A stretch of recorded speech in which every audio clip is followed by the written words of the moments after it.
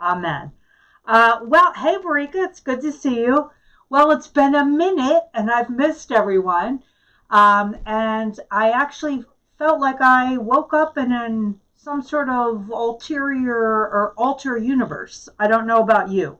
So there's a lot of people that have been asking questions and, hey, Aaron, good to see you. Shabbat Shalom. And what is this time we find ourselves and how do we navigate it and how do we sort of retain our faith walk but yet not compromise? And one of the questions that I'm seeing a lot is, should our divisions be healed? So I've been hearing the cry lately from all kinds of people and sources: pray for healing from the divisions in our country. And here's the real kicker: pray for unity in the church in America. Now, when people say that, to be really honest, I'm not exactly sure what they mean by those. I personally was really hoping for a definitive and overwhelming rejection of the hate-filled speech and actions that our national political leadership has shown over the past 4 years. I actually wanted a landslide that said Trumpism is not who we are. But the truth is, it is who a lot of us are in this country. The hatred, the cruelty, the delusions of the past 4 years is part of our story. And in this divided country, it's no surprise, actually, that there are already calls to bypass justice. Well, no justice, no peace is not just a catchy slogan. And what I often hear and read from folks after the election is something like, we really need to see the common ground. And then there's a lot of talk of acceptance and of tolerance. Hey, Barika, good to see you, honey. Wheat and tares is, yeah, that's good, actually. I was going to weave that into tonight's teaching, but I couldn't fit it in there. But that's a good thought. So I've recently been reading a lot of articles and people have been talking to me about churches who won't let their church be, and I'm quoting, divided about mass. Now, that's just one small part of everything that's going on now. But this is one example. Pastors will say, come as you are, wear the mask or don't wear the mask, whatever you're comfortable with. And in the name of unity or acceptance, people will set aside the principles of responsibility and care in the name of Christian niceness. And when I use that term niceness, I'm talking about the actual definition means to be pleasant or agreeable. But in reality, they're enabling and supporting people in their community to endanger others in the name of unity. Now let's pop out of what's going on right now and let's look at this from a completely different angle. In my 30 years, hey Phoebe, yeah, that's garbage. In my 30 years of counseling, I've actually seen this concept quite a lot. So let's take the example of when a young woman who maybe is part of a large multi-generational family grows up and shares with some folks that Uncle Joe molested her for 10 years of her life when she was growing up. And she summons all of her courage to share that with the family, but the family really doesn't want to hear about it. They don't want to take any personal responsibility because, hey, I didn't know it was happening, so I don't have any blame in this scenario. It's not my fault. And then they say to her, you really need to move past this, maybe go to counseling, forgive, and move on. And then that family still lets Uncle Joe come to the family gatherings. Because, well, hey, we don't want a family split. We don't want a lot of family drama. We don't want divisions. Well, what's happening there? Can divisions ever be healed in that family ethos? Is there even a possibility for a healing in that environment? that's something we all kind of understand. Maybe we've experienced it ourselves. We've certainly had good friends go through this. Pressured forgiveness is the worst, Aaron is saying. Rebecca, you know what I mean? Kate Kenny is no. Exactly. There could be no healing in that ethos. So let's first of all talk about the actual biblical concept of healing, because again, we're going to see this word thrown out a lot. And like Aaron is saying, it's going to be pressured upon us. It's going to be thrust upon us. So let's really understand what the word means. What's the scriptural concept of healing? Well, first of all, most of you know Jehovah Rapha is one of the names for God. And the term Rapha in the Hebrew actually means healing. And it means to heal, to make healthful, to heal of hurts of nations, to be involved in restored favor. And by the way, that means favor by God, of individual distresses, of communal fractures. So this word for healing means all those things. It can look like all those things. Rapha was related both to spiritual and physical redemption and to wholeness. So now when I say all those things, what's the first word that pops into your mind? When I talk about redemption and wholeness and restoration, what's the very first word that pops into your mind? Because that's the word that this concept is very much connected with. God promised to keep Israel healthy if the people kept his laws. So I'm looking for that word that pops into your head when we talk about the concept of Rapha. Ryan says forgiveness. Good.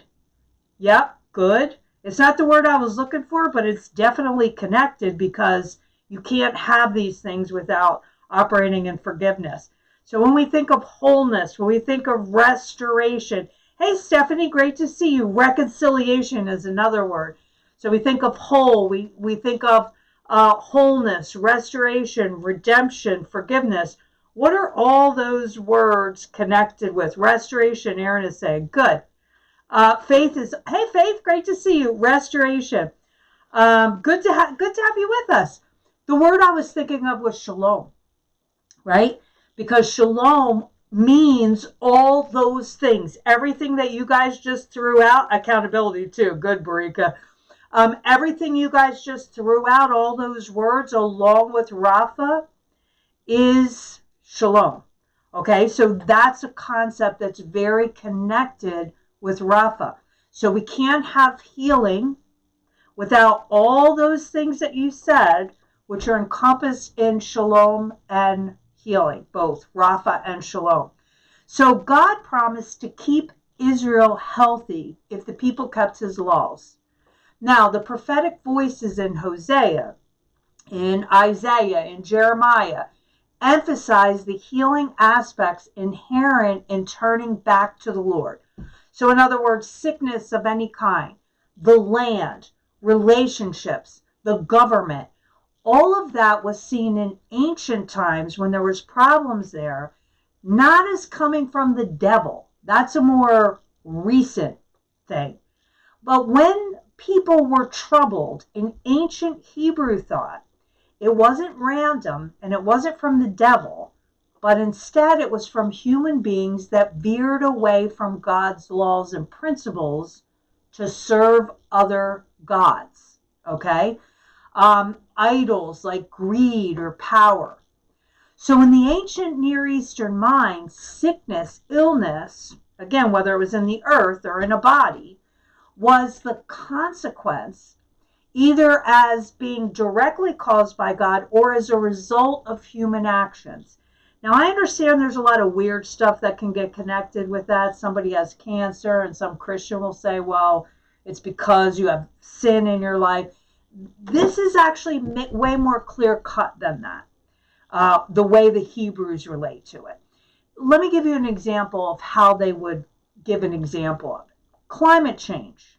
Okay, climate change is caused by many things.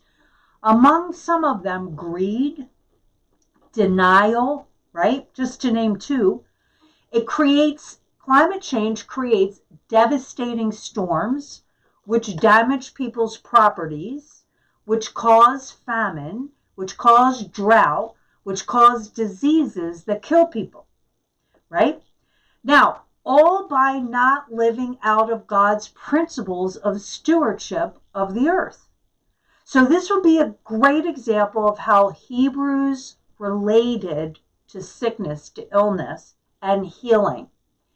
If there was a problem, human beings need to correct the problem, turn away from idols that created the problem, and teshuvah, you know this word, the word for repentance, turn away from what's separating us from God and turn back to God. Again, very simple. Then healing, Rapha, from God will come. But healing does not come easily, and it does not come without pain. So let me give you another real simple example of this. Let me see what Faith says. Favorite illustration to this day. So visual. Good, great. Devouring chaos. Yep, absolutely, Aaron. Yep. So I recently was at the beach because, hey, I live in Florida and the beach is my life. So I was at the beach and I stepped on one of those big burrs on the beach. Not the little kind that maybe your dogs get in the hair. No, you know those big suckers, this big? I stepped on one and I got a thorn in the ball of my foot and it really hurt. So the thing broke off, so I didn't really know how much of it broke off in there. I couldn't see it. It was all the way on my foot. I couldn't get to it at all from the bottom of my foot. So I right away started to soak my foot. I put my chair in the nice Gulf and started to soak my foot. And it really started to hurt over the next few days when I walked. So I don't have insurance.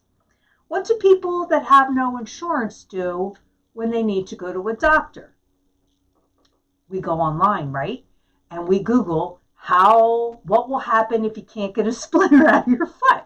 So I think to myself, maybe my body will disintegrate it because it's a foreign object. So I do some research on it and I find out, and it goes day after day and it's getting worse and more painful. And I find out that although it might disintegrate it if it was really small, if it's larger, it probably can't, and it will overstimulate the body's immune response, which won't let it disintegrate at all. And in fact, any infection left untreated can spread. So I realize I am not going to heal without some pain. I can't just cover over this thing. I can't just soak it away, right? The body is not going to just assimilate it into itself and kind of dissolve it and heal itself. I couldn't just pretend it wasn't there. So what I had to do is get a little scalpel, and I had to hope I had the right place. I had to cut my foot. I had to get some tweezers, and I had to pull that sucker out. I found it, I did it, and it hurt. And as I was doing it, my hand was shaking because I don't know about y'all, but I really do not like pain. And any kind of thing like this always makes me want to vomit, okay? So it was really hard for me to do. I wanted to look away. I wanted to stop. My hand was literally shaking, right? I wanted to ignore it. We especially want to ignore these things when we're exhausted, which we all are. But healing was only going to come by the removal of what was not designed to be in my body. Covering over it, ignoring it would not be an option. So tonight, we're actually going to look at how God and Jesus dealt with some similar things that we see today in our world. And we're going to do a couple weeks of talking. And the next few weeks, we're going to get a little more practical, like how this works in our lives. But for tonight, we're really going to look at how did God deal with this BS? Okay. So in the book of Exodus, chapter 12, God denounces the false expectations of the Israelites. They got lazy. They wanted to be coddled. They didn't want to think for themselves. They didn't want to fact check. They wanted what they wanted. And then they positioned people and listened to people who said they heard from God and told them what they wanted to hear. Hello, nothing new under the sun, right? The message from these false prophets was God will deliver Jerusalem and Judah from the Babylonians, and those already in exile will come home soon. Whoop, whoop, aren't we all happy, right? We're making Israel great again. The people had self-centered, delusional desires. They were out of alignment with what Yahweh was trying to show them. And the false prophets told the people what they wanted to hear. And then they profited from it with the F, okay? So the people were actually lulled into a place of self-complacency. Faith is saying, I know this isn't right, but all I see is somehow figure out how to purge all these Christians from the rolls. Like, nah, that ain't Christian, that ain't loving, no more doing that in our name. I get that, Faith, which is why personally, this is going to sound crazy, but I actually stopped identifying as a Christian because of all that's connected with it. I mean, I say I'm a follower of Jesus. I say I'm a person of faith. I say that the scriptures are my go-to. Like, I use all these phrases other than identifying as a Christian. So, because I felt like I couldn't separate them, so I separated myself. Next week, we're going to get into that a little bit more, actually, in some practical ways. And I want to kind of hear your thoughts, too, on that. So the people, again, thinking that they would be taken care of, not fact-checking what they would be hearing, which was easy for them to do, just like fact-checking today is easy to do. All they had to do is look at scriptures. They knew exactly what would and wouldn't happen, but they didn't do that. They just sat back and listened and let it in because that's what they wanted to hear. They were open to falsehoods because they wanted to believe it. Then in Ezekiel 13, 6 through 8, it said their visions, speaking about the prophets, the false prophets, are futile and their divination is false. They say Adonai says when Adonai has not sent them. Yet they hope that the word will be confirmed. Haven't you had a futile vision and spoken a false divination when you say Adonai says and I have not spoken? Same garbage going today, right?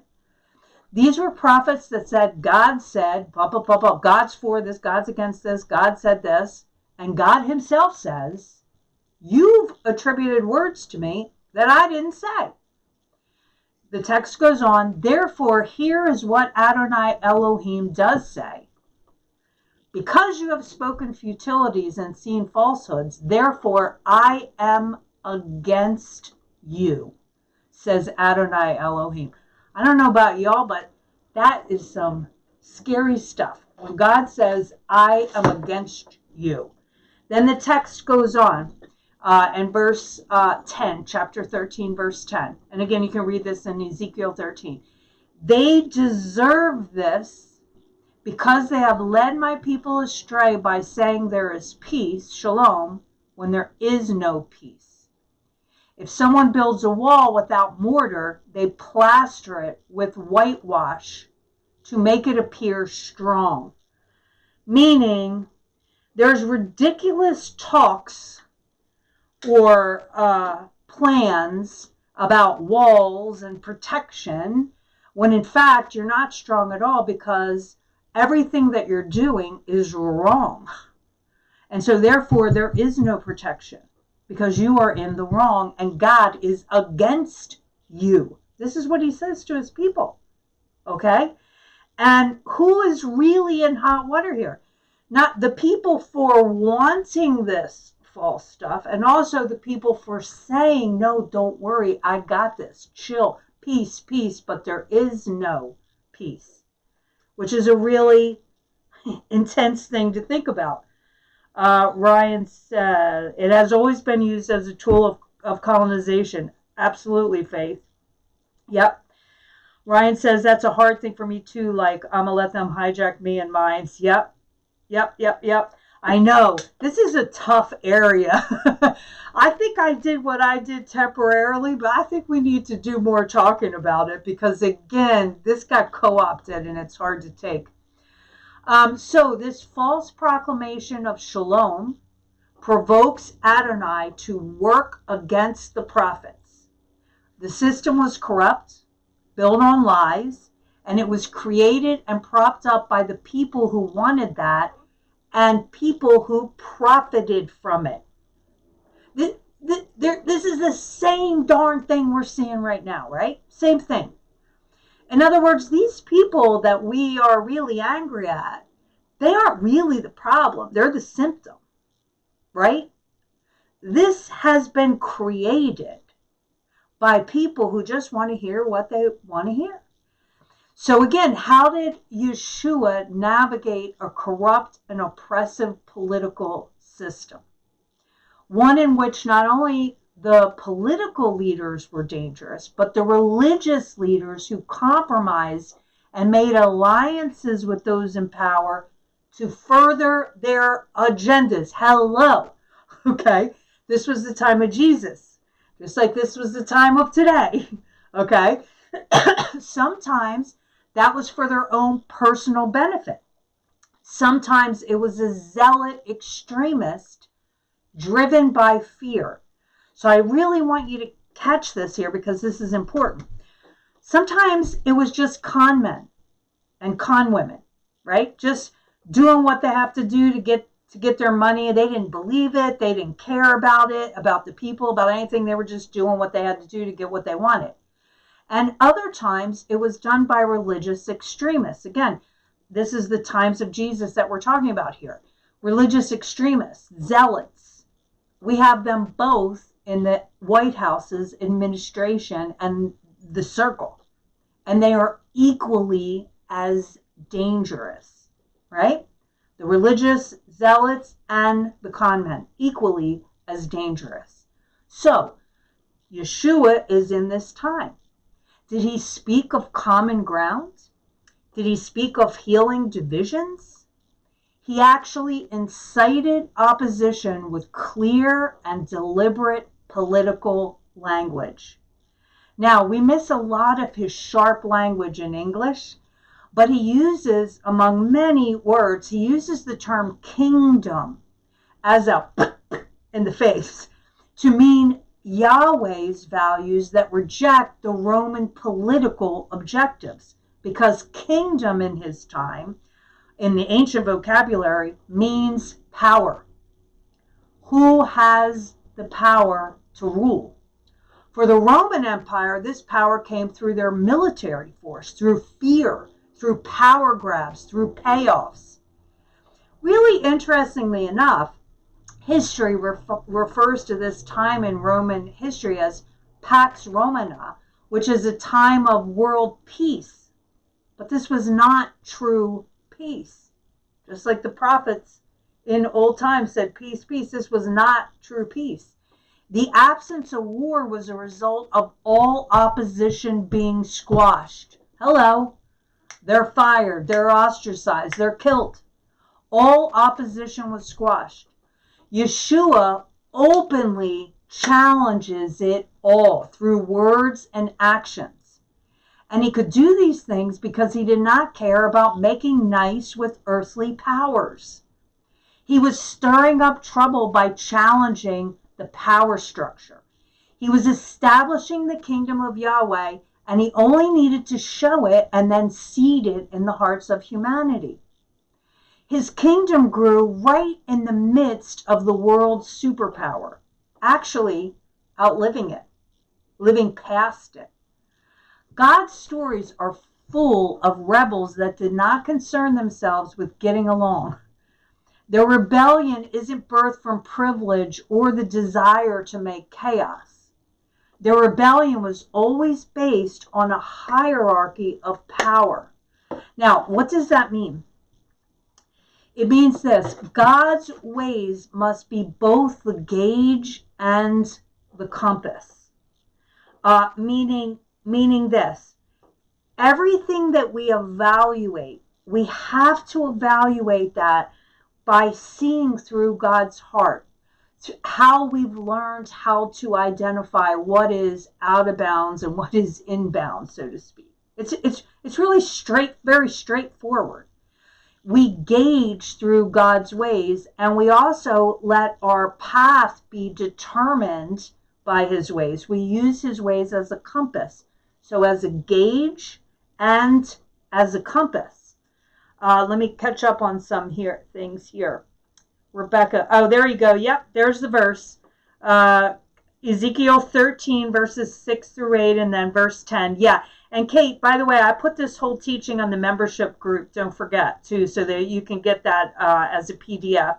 There's no way Yeshua could keep his zealot and his crew unless he felt like his rabbi was bucking the system. Yep. Absolutely, Ryan. Good point. Honestly, it's the type of peace American exceptionalism is accustomed to. Exactly. It's a fake peace. That's exactly right. Pax Americana. That's really good. That needs to be our new thing, right? So when any other power contradicted his rule, it was God's rule. It was confronted and challenged and resisted. Now, John Lewis would call this good trouble. Good trouble, right? This is the way of life. This is how Jesus walked the earth. He made good trouble, okay? And he combated this. Listen, maybe you've never thought about this, but I really want you to connect with this, because when people say, well, I'm not political and Jesus wasn't political, Yeshua was murdered for insurrection against the Roman Empire. That's why he was killed. In other words, they didn't know that they were crucifying the eternal Passover lamb as an atonement for the world. That was God's plan, but they didn't know. They didn't know they were doing that. They were murdering a rebel leader for being an enemy to the power of the state.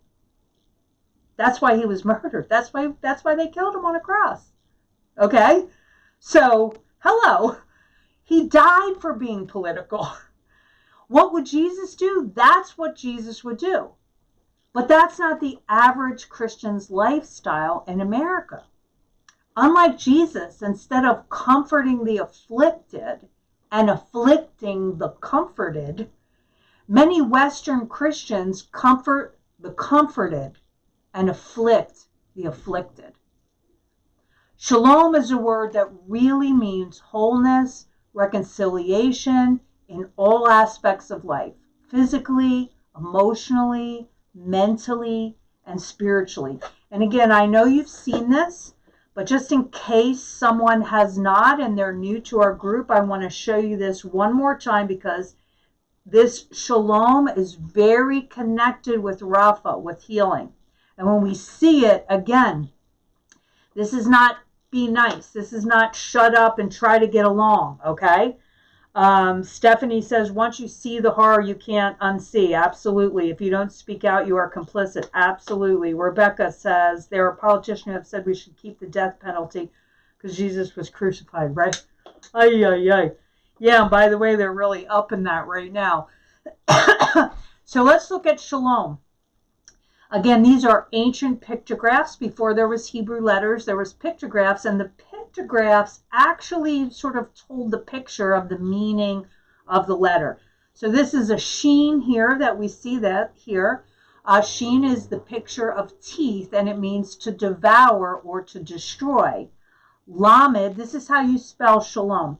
Lamed is the picture of the shepherd's staff, and it means authority or guidance.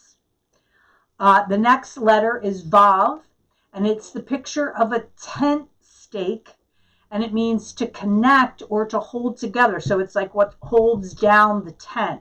And the last one is mem, which is the picture of water, which means chaos or power. So look at the meaning of these letters. Shalom comes from destroying the authority that establishes chaos. Destroying the authority that establishes chaos. Now, when we think about peace, shalom, we don't think of it like that. But this is what it means. So when we think about healing divisions, healing, Rapha, shalom, it is impossible to do that with any kind of fakeness. Isaiah calls the Messiah the Prince of Peace because he comes to destroy the authority that establishes chaos. Shalom isn't play nice, keep quiet, get along. Even his entrance into the world, Jesus' entrance into the world, was followed by a murderous assault by Herod on innocent babies. Everyone connected with Jesus was put in danger. In John's imagery in the book of Revelation, the Prince of Peace speaks with a tongue that is a two-edged sword. A political system here, when we talk about how we have hope and how we move forward, shalom is active, absolutely, Alexandra. A political system is not the highest answer here. Systems do not repair the world. They do not bring tikkun olam, the repair of the world.